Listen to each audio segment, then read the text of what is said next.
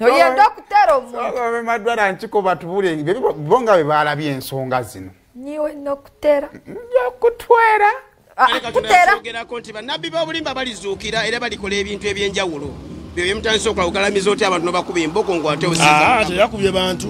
Yakubye endiga. Empozi endiga. Ziri endiga. Endiga era bazirunda namboko. Yakubye naye n'abantu. N'abantu babagamba be yakubye. Kye yakoze mwoyo. Yamulagira okukola ekyo naye takikola nga ayagala.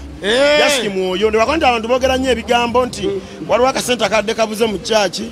Kanaita abaweereza mulete ssente ne buli omwe nga yeegaana bweganyi sinze nazitutte n'agamba mboka abasabwe wenyulamu ku mbooko bagemu omuzimu gw'obubbi kuba we wenyula nene we yakubye tebalina buzibu babye ebbaasa yawe ebadde muntu ogumukasambu ekimu ekyekkubo kuba be yakubye bagamba si gwe gusoosa abadde nga atukuba twabigumira buli muntu alina embuulira emu n'egyabuulira oli bw'aba abuulira nga abakuba mbooko babakube n'omwana atayiga bamugunjula baga Yesu yeebazibwe n'ogana okudda mu kibooko